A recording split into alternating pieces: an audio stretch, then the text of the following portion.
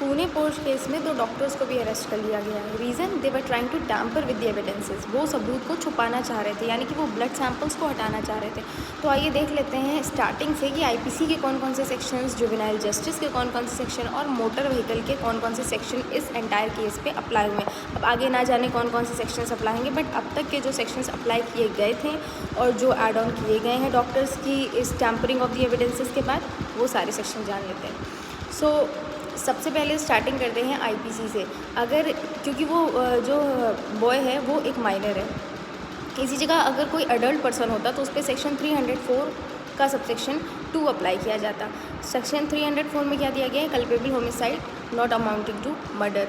तो सेक्शन 304 में साफ साफ बताया गया है कि अगर किसी से भी बाय नेग्लिजेंटली, मतलब इंटेंशन ना हो, क्योंकि मर्डर में इंटेंशन होना चाहिए, मेंस रिया होना चाहिए, और कल्पेबल होमिसाइड में आपका नेग्लिजेंस हो, नॉलेज हो, वो बच्चा पी के ड्राइव कर रहा था, इतनी रैश ड्राइविंग कर रहा था, उसको नॉलेज तो थी कि वो ड्राइव करेगा तो ज़रूर किसी को हार्म हो जाएगा। तो यहाँ पे उसकी नेग्लिजेंस भी है और यहाँ पे उसको knowing he was knowing.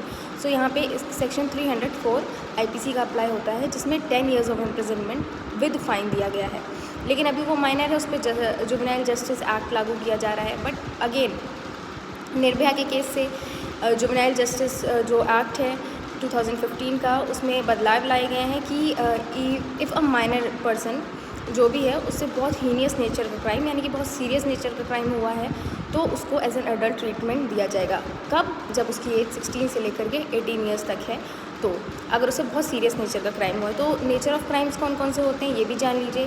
3 type के क्राइम्स डिफाइंड है। एक सिंपल क्राइम्स जिसमें 3 साल से कम की इम्प्रिजनमेंट होती है। दूसरे दूसरे मॉडरेट नेचर ऑफ क्राइम जो बहुत ज़्यादा सीरियस नहीं होते हैं, बेलेबल भी हो सकते हैं, नॉन बेलेबल भी हो सकते हैं। तो उसके लिए 3 ईयर्स की इम्प्रिजनमेंट से 7 ईयर्स की इम्प्रिजनमेंट तक दिया गया। और सबसे सीरियस नेचर के क्राइम वो होते हैं जो 7 साल से इम्प्रिजनमेंट से ज़्यादा होते हैं, उनके फ़ाइन की भी अमाउंट ज़्यादा होती है, जैसे रेप, मर्डर, डेकॉइटी, ये सारी चीज़ें 7 ईयर्स से या लाइफ इम्प्रिजनमेंट एंड यहाँ पे इवन डेथ सेंटेंस तक की दिया जा सकता है। तो ये सीरियस नेचर का क्राइम है। तो अगर कोई भी सीरियस नेचर का क्राइम, तो कल्पेबल होमिसाइड सीरियस नेचर का क्राइम है, क्योंकि यहाँ पे पनिशमेंट 7 ईयर्स से ज़्यादा है, मतलब 10 ईयर्स की है।